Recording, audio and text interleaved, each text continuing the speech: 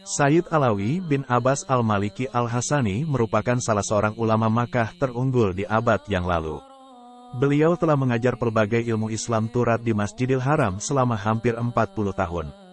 Ratusan murid dari seluruh pelosok dunia telah mengambil faedah daripada beliau melalui kuliah beliau di Masjidil Haram, dan ramai di kalangan mereka telah memegang jawatan penting agama di negara masing-masing.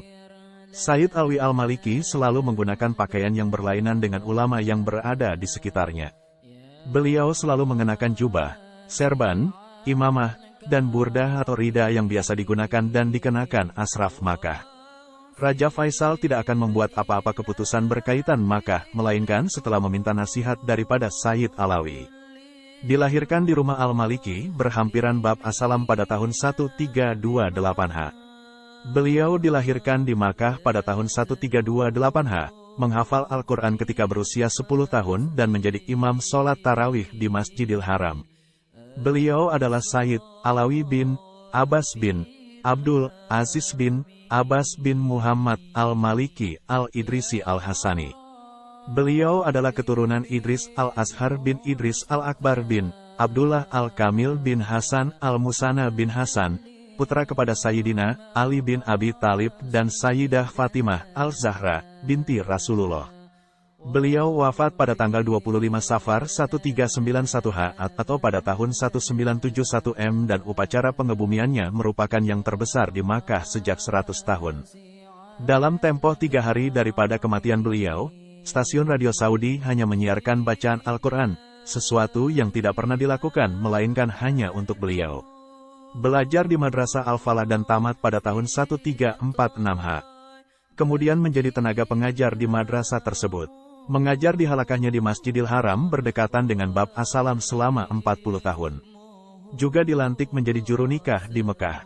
Guru-guru ayandanya sendiri Sayyid Abbas bin Abdul Aziz Al-Maliki, Al-Muhadis Al-Haramain Syekh Umar Hamdan Al-Mahrisi, Syekh Habibullah Asy Syankiti, Syekh Muhammad Ali bin Husin Al-Maliki, Syekh Jamal Al-Maliki, Syekh Al-Qura, Syekh Etiji, Syekh Abdullah Hamaduh, Syekh Hasan As-Said As-Sanuri, Syekh Amin Suwid Ad-Dimashqi, Syekh Mahmud Alatar Ad-Dimashqi, Syekh Isa Rawas, Syekh Salim Syafi, Syekh Ahmad Nadirin, Syekh Muhammad Al-Arabi At-Tabani, Syekh Yahya Aman, Syekh Muhammad Khidir Asy Syankiti, Syekh Muhammad Al-Mujaba Asy Syankiti, Syekh Umar Bajunaid, Syekh Abdul Sattar Ad-Dehlawi. Selain itu beliau juga meriwayatkan ilmu, ijazah dan sanad daripada ulama keluarga Ba'alawi, Ahlul Bait yang bernasabkan kepada Alawi bin Ubaidullah bin Ahmad bin Isa, Al-Muhajir bin Muhammad bin Ali Al-Uraidi bin Jafar, Sodik bin Muhammad Al-Bakir bin Ali Zainal Abidin bin Husin Al-Sib, putra kepada Sayyidina Ali bin Abi Thalib dan Sayyidah Fatimah Al-Zahra, binti Rasulullah SAW. Antaranya, Habib Aidrus bin Salim Al-Bar, Habib Abu Bakar Al-Bar, Habib Abdurrahman bin Ubaidullah As-Senggaf, Habib Alwi bin Thohir Al-Hadad, Habib Mustafa Al-Muhdor, Habib Muhammad bin Hadi As-Senggaf, Habib Umar bin Sumit, Habib Salim bin Hafiz, Habib Ali bin Ali Al-Habsyi, Habib Alwi bin Muhammad Al-Hadad, Habib Ali bin Abdurrahman Al-Habsyi dan Habib Abu Bakar As-Senggaf. Beliau juga meriwayatkan ilmu, sanad dan ijazah para ulama terkenal di zamannya, seperti Al-Imam Al-Muhadis Muhammad Abdul Hayy Al-Kitani, Asy Syarif Abdul Hafiz Al-Fasi, Syekh Muhammad Zahid Al-Kautari, Syekh Yusuf bin Ismail An-Nabhani, Syekh Muhammad Bahid Al-Muti'i, Syekh Salamah Al-Azami, Asy Syarif Ahmad bin Mamun Al-Balgiti, Syekh Al-Muhadis Muhammad Ilyas Al-Kandahlawi, Syekh Al-Muwarrikh Al-Yamani Muhammad Zabaroh, pengarang Nel Al-Wator, Al-Imam Al-Muhadis Al-Musnid Muhammad Abdul Baqi Al-Ayubi Al-Madani, Syekh Abu Al-Khair Al-Maidani Ad-Dimashqi, Syekh Al-Mursyid Muhammad Abu Al-Nasr Khalaf Al-Hims dan Al-Imam Al-Mursyid Asy Syarif Ahmad As-Sanusi Al-Mujahid. Banyak sekali murid beliau termasuk juga murid-murid di Nusantara. Beberapa tokoh besar murid beliau antara lain, Hadratus Syekh Hashim Asy'ari, Kiai Haji Abdullah Fakih, Langitan, Tuban Kiai Haji Maimun Zubair selepas kewafatan Sayyid Alawi, anaknya, Sayyid Muhammad telah menggantikan tempat beliau dalam meneruskan usaha dakwah dan warisan ulama, di mana akhirnya anaknya ini menjadi ulama terkenal dan dikasihi murid-muridnya serta umat di pelosok dunia. Sayyid Abbas juga seorang ulama, tetapi lebih dikenali dengan suara merdunya dan pembaca kasidah yang paling utama di Arab Saudi. Kitab karangan beliau Al-Iqad Al-Munazam fi Aqsam Al-Wahyi Al-Muazzam, Al-Manal Al-Latir fi Ahkam Al-Ahadits Ad-Doif, Al-Ibanah Al-Ahkam Al-Kahanah, Risalah fi Ibtol Nisbah Al-Kaul bi Waihdah, Al-Wujud li Aima et-Tasawuf, Risalah fi Al-Ilham, Ibanatul Ahkam Syar Bulugul Maram, Risalah Al-Ahkam et-Taswir, Al-Mawais Ad-Diniyah, himpunan ceramah beliau di Radoy, Saudi pada setiap pagi Jumat.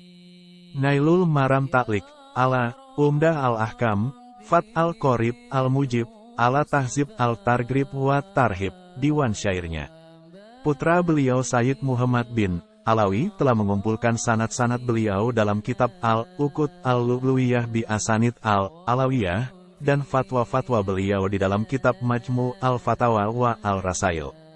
Di samping aktif dalam berdakwah baik di Masjidil Haram atau di kota-kota lainnya yang berdekatan dengan kota Makkah seperti Taif, Jeddah, Del, Sayyid Alwi Al-Maliki adalah seorang alim ulama yang pertama kali memberikan ceramah di radio Saudi setelah salat Jumat dengan judul Hadis Al-Jum'ah, juga menjadi seorang kadi yang selalu dipanggil masyarakat Makkah jika ada perayaan pernikahan. Selama menjalankan tugas dakwah, Sayyid Alwi bin Abbas Al-Maliki selalu membawa kedua putranya Muhammad dan Abbas. Mereka berdua selalu mendampinginya kemana saja ia pergi dan berceramah baik di Makkah atau di luar kota Makkah. Pujian ulama kepadanya, kata Imam Al-Akbar Dr.